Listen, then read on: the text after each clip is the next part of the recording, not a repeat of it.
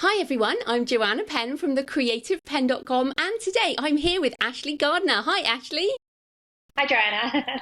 Thanks for coming on the show, and it's been ages, but just a little introduction. Ashleigh is the head of partnerships at WattPad.com, the world's largest platform for discovering, reading and sharing stories. Now, Ashleigh, what's so crazy is you were on the show in 2014. I can't believe how many years it's been. No.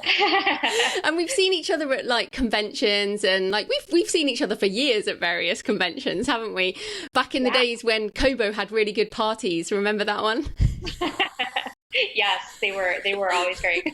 And then they stopped the budget for that. But hey, whatever. But anyway, back in 2014, you were talking about Wattpad, but a lot has changed since 2014. So just first of all, give us a sense of how big the platform is now, how much it's grown, the country demographics, which I think are interesting, and how your role has changed. Absolutely. So at Wattpad, over 55 million people come to Wattpad every month to use it. And using Wattpad, I think a lot of people tend to think of us as a writing site. You know, we talked about this a bit last time. It's absolutely one of the biggest behaviors on site, but more people are coming to read. So I think that's a really powerful way for writers to engage in this audience, people that are just coming to look for new stories to read. People are spending over 15 billion minutes reading every month. So, you know, it's a huge audience. And there's been over 375 million uploads around the world. So you asked specifically about some of our demographics. The US remains our largest market. It's definitely very big. I think last time we spoke, I would have said the Philippines was number 2. That's probably still the case, but Mexico's number 3 and growing at such a fast rate that I wouldn't be surprised if Spanish is our most popular language by the end of the year, because it is growing and getting so much traction. Wow, that's so interesting. So like a couple of things off the back of that, like there's this thing out there, people aren't reading anymore. Reading is dying. Young people aren't reading. So, you know, obviously that's not what you're seeing, or is it comparative, like by country, or what are the demographics of the readers, I guess? Yeah, well, the readers are definitely young people. Our audience is primarily millennials. I would say about 85 to 90% of our users are under the age of 30, depending on which country we're looking at.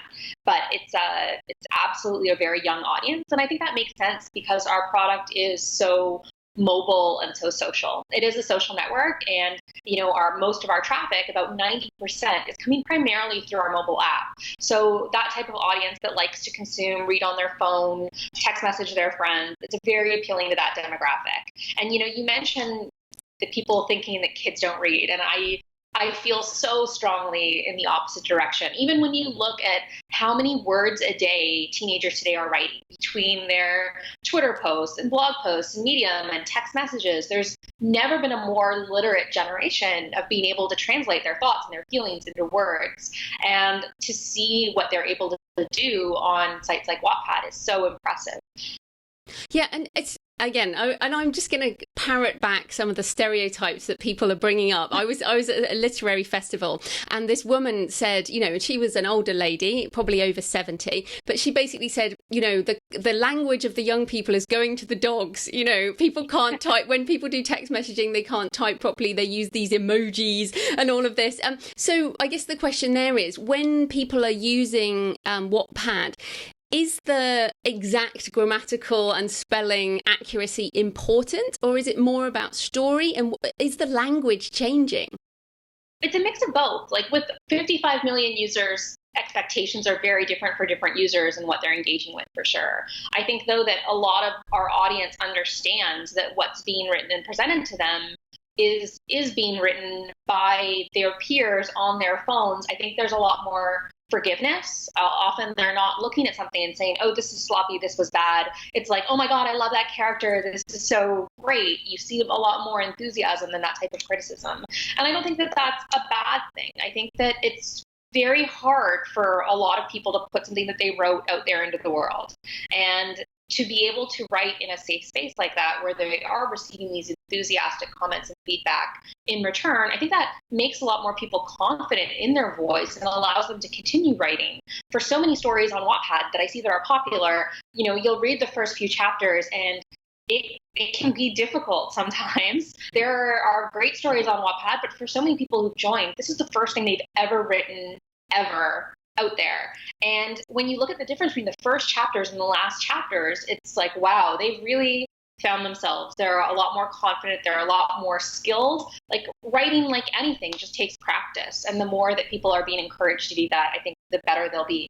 And I mean, I'm a real fan of NaNoWriMo, and I think the same thing would be true there. Like if you posted your first draft of what you wrote in NaNoWriMo, it would probably be similar. Like by the end of the month, you're actually a better writer. So do you see that the people who are posting their, because it is mainly first draft writing, you know, are they then going on to that second book and kind of doing better? Are they publishing? Like what is the process for a writer using Wattpad? Yeah, I think for most of our users, their goal isn't to publish or to edit. Their goal is the same way that, you know, people will use a site like Instagram or other social media. They're, you know, in the same way that they're posting stories, they're doing it for likes and for feedback and to connect with friends and to get those comments and to have that connection with other people. In the same way that, you know, someone who posts photos on Instagram might have a huge following. That doesn't mean they want to be a professional photographer. So there is absolutely differences between our community. But for people that are receiving a huge following, it's making them question, you know, what I want to do this for a living? Do I want to make this a book? And for those users, I think there are more and more opportunities to help them and to do that. We've seen since we last spoke in 2014, there's been 3 New York Times bestsellers that have come off of Wattpad. There's been hundreds of Wattpad stories published. And when we look at things country to country, in some markets, we're seeing, you know, 7 to 10 of the bestseller list at any time are coming from Wattpad. So it's absolutely starting to change where people look for talent as well. And I think your point about Instagram is interesting because Wattpad is not a publishing platform, is it? It's a social network, as you said. So if people are in KDP Select, can they post on Wattpad? I can't speak to KDP's, you know, their terms and conditions ever changing as Amazon is as well to what that might be. I can say that we have many people that are in KDP or that are published authors through traditional publishers, all, you know, posting works on Wattpad. Sometimes they differentiate it by, as you said, this is a first draft that I'm posting, and when I finish it and self-publish it, it becomes a new work that is on KDP. Or some authors just use different things. There might be certain books in KDP that they don't put up on Wattpad and other ones they do. It's, you know, completely the choice of the author, and we don't make any conditions on what they can and can't do. Okay, cool. And so what types of stories, like what genres are doing well? You know, again, people might be thinking, oh, it's just teen fanfic about One Direction. Yeah, there is lots of teen fanfic about One Direction, but there is also a lot of really fantastic thrillers lately. I've seen a lot of really great ones. Horror is something that's doing really well on the platform. I received a report from someone the other day that a lot more like Japanese manga and stories like that are being written.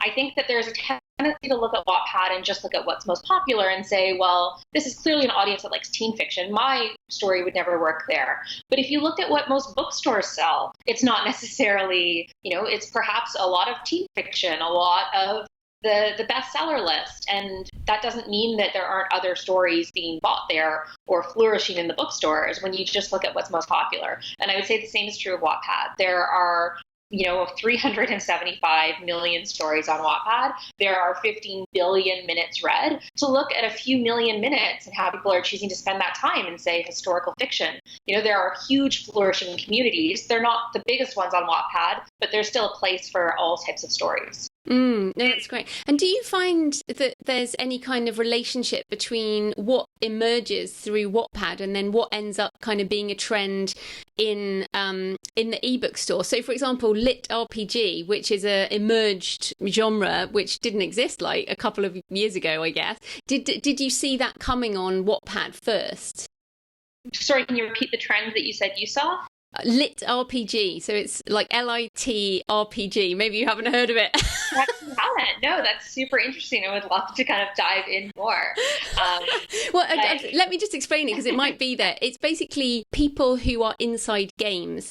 So it's mainly written by gamers about characters who are inside games. We absolutely have lots of those. Yes, we have lots of Minecraft stories and other stories about video games. And again, that's another thing that when we look at some of the Japanese terms, there was one otome that I may be pronouncing wrong. Again, that's one that came up in this new report that some of our creator relations people who look at a lot of the data were sharing with us.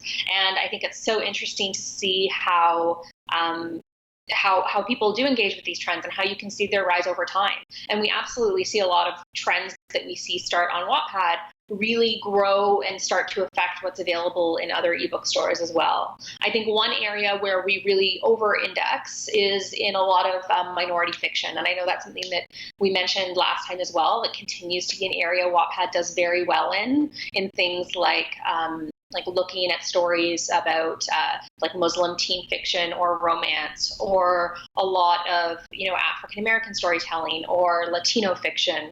Like those are all areas that are flourishing on Wattpad that are very underrepresented in the traditional industry.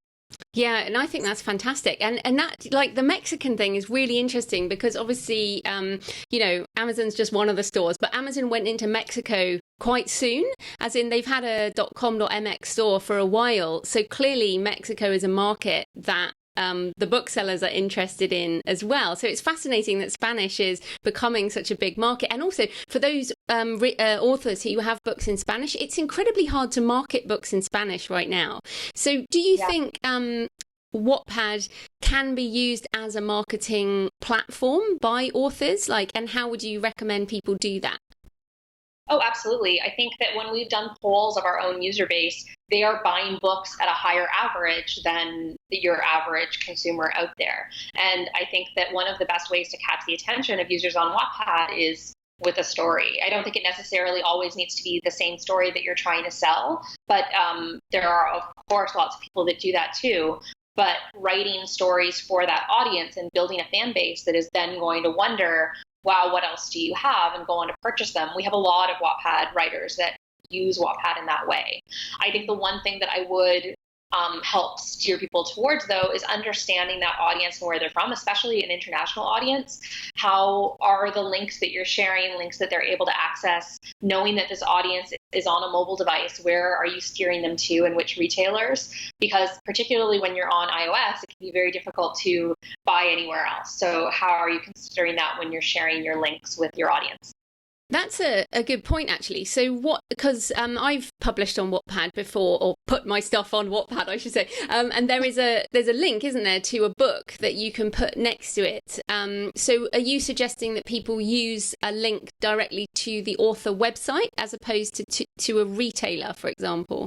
I think it depends on the goal at the right time. Like for us at Wattpad, when we're advertising projects on Wattpad, there's a lot of information that we have as well that I think is harder to tell as a user, but I can see what device someone's on and make sure that if someone's coming to us from an iPhone, they're only going to see ads that target the iBook store, because it's a much more seamless process. It lets them, go immediately back and forth within it. And, they don't need a credit card. They can use their app store accounts to make those purchases. So all of those things that help reduce friction help increase sales.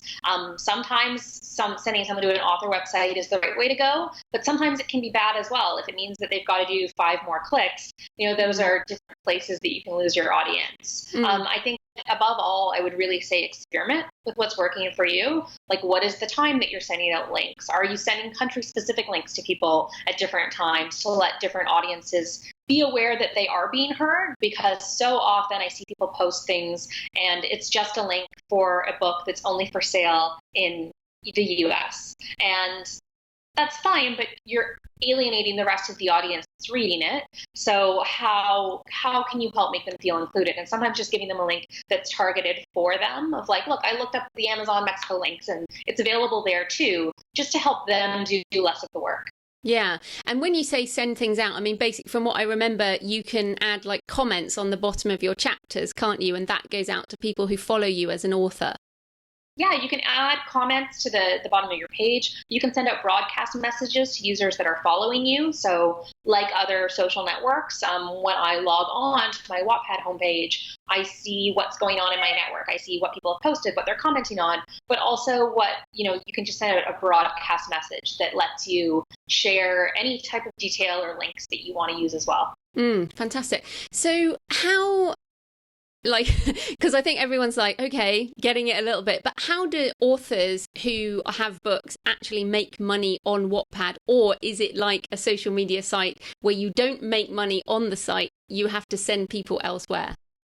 I think there's a few different ways that it can work. I think probably the way that it works for most, like you say, is that you make money on Wattpad in the same way that you make money by investing time in your Twitter profile or investing time in other types of social media. You build your audience, you build your fan base, and you're able to sell them different things in different ways. I think since we last spoke, there's also a lot of new ways that people are making money on Wattpad. So we have launched something called Wattpad Future. So it's not open to all users. It's really targeted at, the top 5% of writers on the platform. And it really lets them make money by people who are reading their stories. We have new premium ads that go into those stories that every time someone watches it, similar to YouTube's model for their creators, that they are getting paid for that usage. There are some authors that are making, like upwards of 10,000 in a certain, within a quarter, just based on that reading time.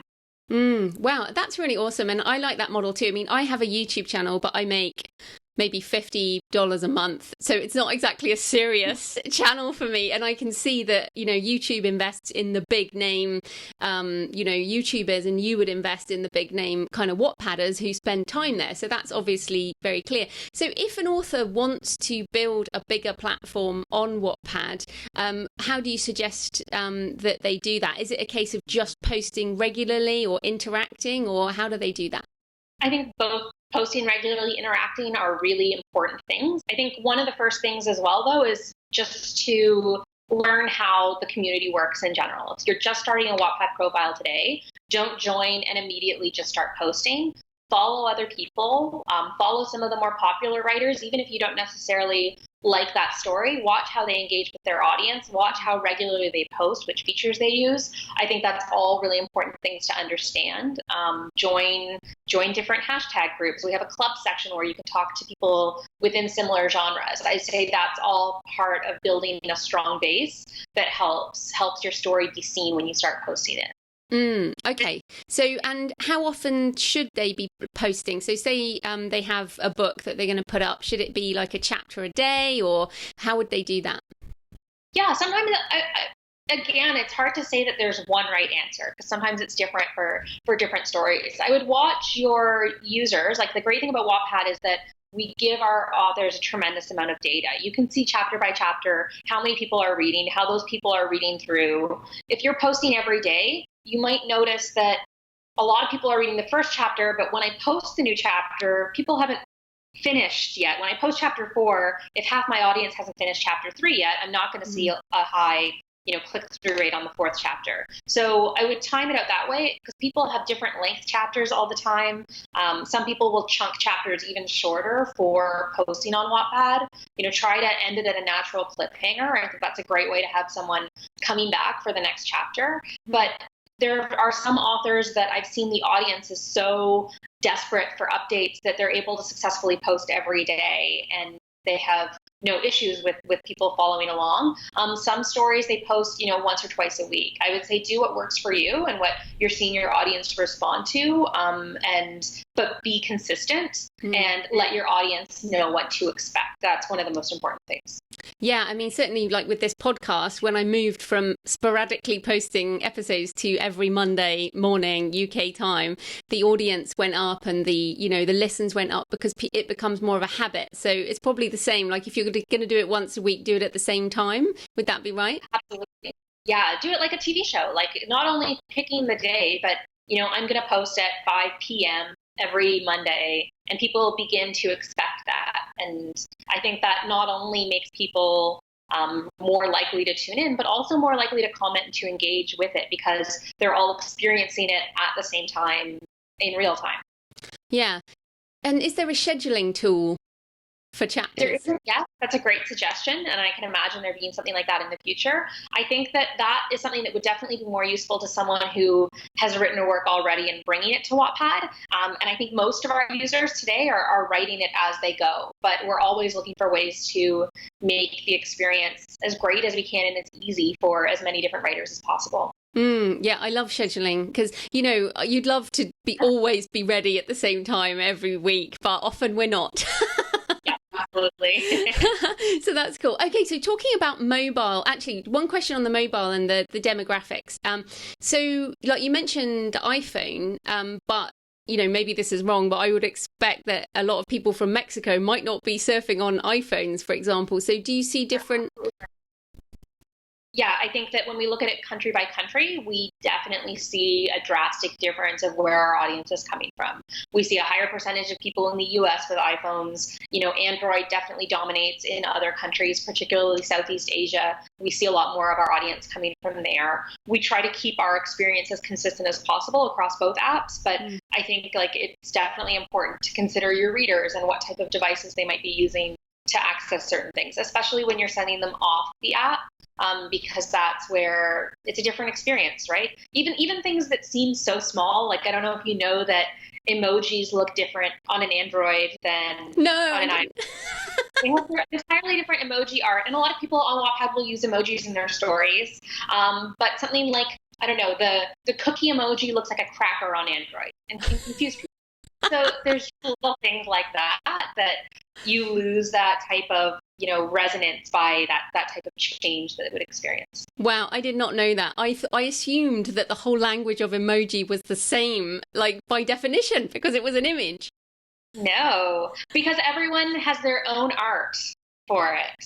So iOS has their own images that they've had drawn and they don't share them with other people. It's how they all choose to interpret it. Maybe one day we'll have one consistent emoji language. Yeah. Oh, I love this because I actually think that that language question and things like like my mum started using emojis.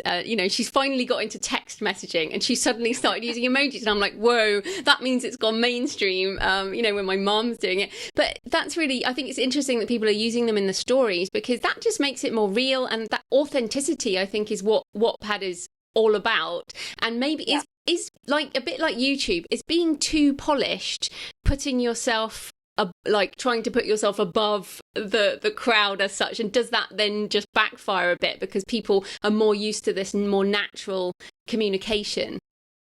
I wouldn't necessarily say that being too polished will put people off. Like, people love a good story, and I don't think that you need to change who you are or what your story is to try to reach that. But I think being accessible and being natural is something that people really respond to across all social media. So I think there are almost ways that you can separate your story from how you're interacting as an author. And I think those are kind of, they definitely play in together. And a lot of Wattpad stories, if you read them, they even have almost like diary entries or author's notes in between the chapters of the story. And I think that's also another great way to kind of engage your audience. Or we've even seen authors start to play with that as a method of fiction. One of my favorite stories on Wattpad right now is a story called Dead in Bed. And the author created a Wattpad profile for the Wattpad author, who was fake, that started to interact with the actual story itself. So it was like a story within a story where he used the profile to build this extra layer of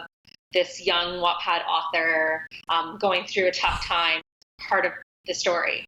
Wow, I remember when the first people, when the first characters started tweeting on Twitter. I remember that. That was like, yeah. So it's interesting how that type of thing emerges in the platform.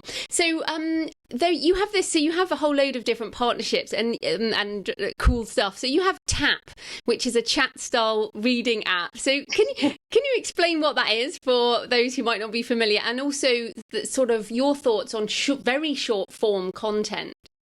Yes. So Tap has been a really exciting project for us at Wattpad. I think it's something very natural that makes sense when we see that 90% of our traffic on Wattpad is coming from mobile phones. And when we look at even stories that are popular on Wattpad, the main app, we were seeing people write a lot of stories in text messages. There would be entire stories that would, be very popular with titles like Texting Justin Bieber. And the whole thing would just be stories back and forth.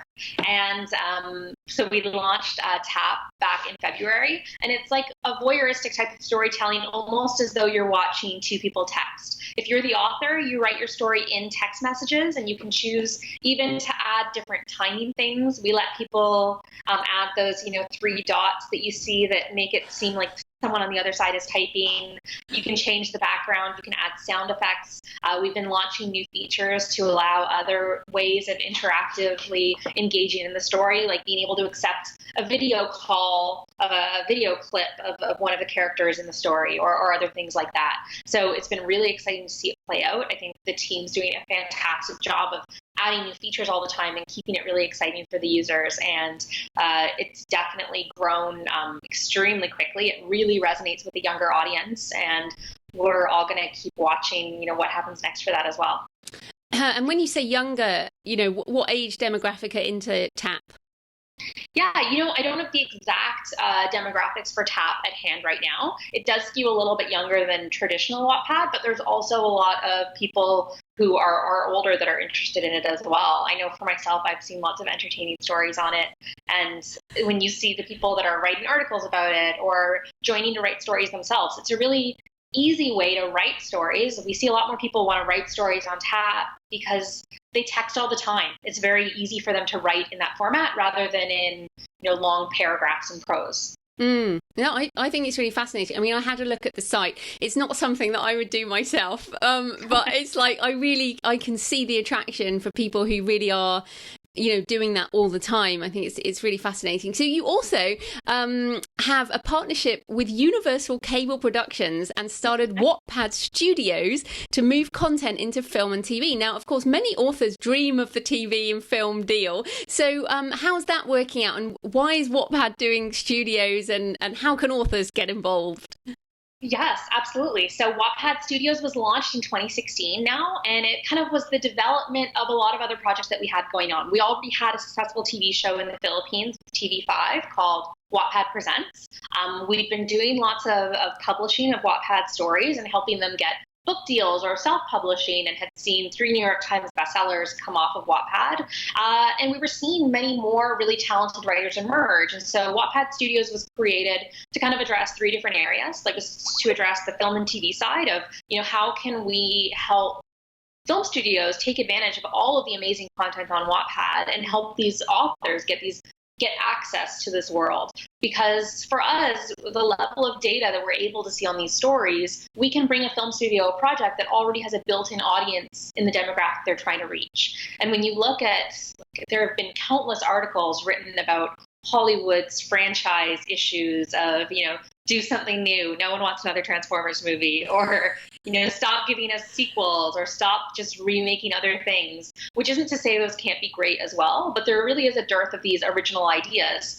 And part of it is because of that fear of like, well, we want to do a sequel because the first one did well. We know this one will have a certain audience, or, this one was so great 20 years ago, let's remake it for the new generation. And I think that often feels like a safer bet. So when we're able to say, yes, this is an original story that hasn't been filmed, but it has an audience of 3 million people between the ages of 18 and 30 in the country that you're strong in. That's very appealing for a lot of the studios that we work with.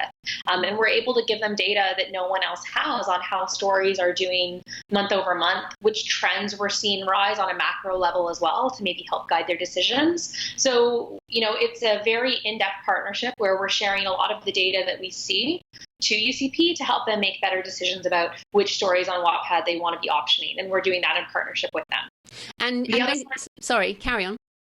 Oh, no, I was just going to say, like, the other part, using similar data and insights, we're doing similar projects in the publishing world of helping publishers pick titles that are going to be, that we see as on the rise or that have a strong audience. Or for me, one of my favorite indicators of what's going to be a very successful story is that people can't put it down. It's like, okay, this story on Wattpad, if I know the average session length in a story is something like 10 minutes, and I see stories that people are spending upwards of 40 minutes an average session in, it might have a smaller audience on Wattpad, but it's like everyone who sees it loves it.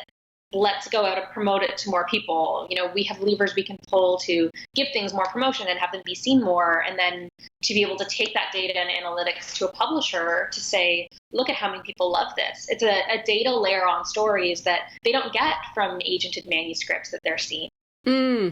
Which is, it's kind of incredible. And so you like you mentioned these partnerships with publishers. I saw that you have Hachette for audiobooks, but you've also just announced some other things. Yeah.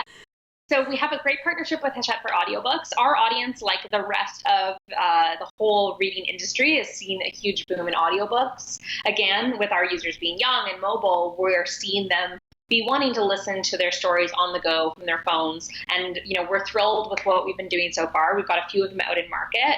And Hachette Audiobooks, who also won Audiobook Publisher of the Year, has been fantastic about looking to us for data and engaging in users and finding new ways to promote to our user base. That's one of the projects that we've launched recently, but we've also been busy with other partnerships for publishers. In France, where we're also very strong, we've just announced a partnership with Hachette France, where they're making a commitment to bring more Wattpad authors to be published, and we're sharing a lot of those data and insights with them as well. And also we're doing a similar thing with HarperCollins for teen fiction here in North America and in English worldwide, because they are so fantastic with their own insights and teen audience, and that's also where we're very strong as well. So we're really excited to see what happens in that in the next year, and also who the authors are going to be that are going to participate in that, because all of our teams are busy reading and looking at data now. Yeah, it's so fascinating because, of course, there was a book, I can't remember the name of it now. It was like data and publishing or whatever. Oh, it's building a bestseller or something like that, about how you could use data to find the next bestsellers. But that's actually what you're doing with Wattpad, is you're using data to find evidence of stories that are selling that you can then present to people who can get that content out further. That's about right. Exactly. Yeah. And I think that what's different, you're right. There have been other cracking the code of bestseller. Yeah, that like one. That. Yeah. And part of what I think where we differ philosophically from how they've approached the problem is they're looking to analyze the data in the text itself of people that have plot, rises here and falls here and use this type of language. They'll be a bestseller. But I don't think that people want the same thing, particularly trend-wise over time. It's easy to look backwards and say, this is why this was successful, but then something isn't going to be a bestseller until it is, right? No one buys books in a certain genre until it's the next biggest thing. So I don't think looking at the text itself is the right way to do the answer. I think it's looking at the audience reactions, which is more what we do. We look to see what people are reading, what covers they're clicking on, how long they're reading, because audience tastes change. Culture changes so fast. So rather than analyze the text, we're analyzing the reactions to them. Yeah, which is fantastic. And I found this quote from May 2017. Wattpad CEO stated that Wattpad is well on its way to becoming a machine learning first entertainment company, focusing on emerging products, machine learning, data science, and all these other things. Now, I'm personally excited about machine learning and AI and all this discoverability, particularly in this ever-growing sea of content, which Wattpad has an ever-growing sea of content like everywhere else. So what are your thoughts, looking forward? So we spoke 3 years ago, and things have changed. So looking forwards over the next couple of years, what are your ideas? It doesn't even have to be official. Just Ashley's thoughts on the what's going to happen next with machine learning and AI and all that. I think machine learning is going to be touching almost every part of our business of how we work. And it already is. When we look at the ways that we're serving up recommendations for stories we think that you'd like that, we're looking at similar audiences and connections and all of that. I think that where I look at how it's going to help me do my job, I think being able to spot trends earlier, being able to spot things on the rise, spotting authors on the rise. I hope that we'll get to a point that as soon as a chapter is posted on Wattpad, we know what is likely to happen. Of course, watching how audiences respond to it will continue to be something that's so important. But I think finding things out sooner is something that we're really going to see change and develop. And do you see, for example, VR or AR, augmented reality, virtual reality, given the mobile situation, do you see that Wattpad moving into the VR kind of AR space? Absolutely. I think, anytime there's that type of transformative technology, the first question we're going to be asking ourselves is, how does this interact with pushing forward what we think of as storytelling? And I think you'll see Wattpad launching more apps like Tap of how do we engage in different things in different ways. We have teams focused on those emerging products. We've also just launched Wattpad Labs to allow entrepreneurs with different ideas of what they would like to do at Wattpad with Wattpad's resources and teams and technology, being given time and space and a job to be able to do that on a trial basis. So we're really looking forward to seeing. I think that was announced about a week and a half ago, 2 weeks ago from now. So those are types of things that are going to be changing what storytelling looks like in 5 to 10 years from now. That's so cool. And I got to point out as well that there's been this discussion of the publishing startups that have mostly failed, and Wattpad is the startup that's been, kind of held up as the poster child of the thing that worked. But what's interesting is it sounds like it's more like a venture capital model now, where it's like, okay, let's try these different things, and if they work, we'll double down on them, and if they don't, we'll change. And so this technology and pivoting idea, is that the reason Wattpad is continuing to grow and thrive while other startups, fall by the wayside? I think that it's also because it was never approached as a publishing startup. I think in a lot of ways that's almost accidental, or what it's almost fallen into. It was never part of the vision. It was never built to solve a problem the publishing industry had. It was trying to solve the problem that writers have, and how do you what are different ways that people want to express themselves. I think one of the biggest differentiators, which is funny because it's such a small, elegant shift, but when people have been able to write on the internet for a long time. There are lots of blogging platforms. There's no shortage of places to do that.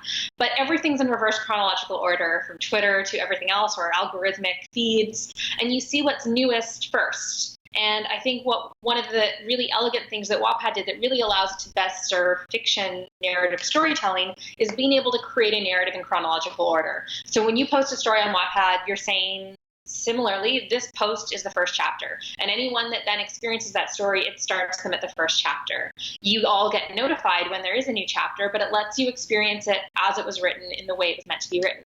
And there was no one else that was doing that anywhere on the internet. So not only it wasn't designed just for fiction, we see a lot of other narrative nonfiction type stories.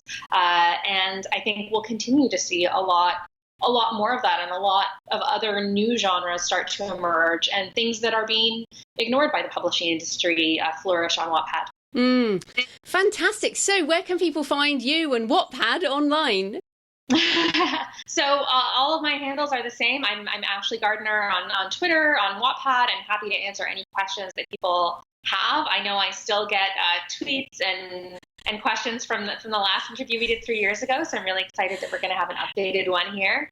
And yeah, I think it's Wattpad.com, and the hashtag is Wattpad on Instagram and Twitter and other social media. And we'd love to see more writers experiment and hear from them of what they want Wattpad to be. Fantastic. Thanks so much for your time, Ashleigh. That was great. Thanks so much.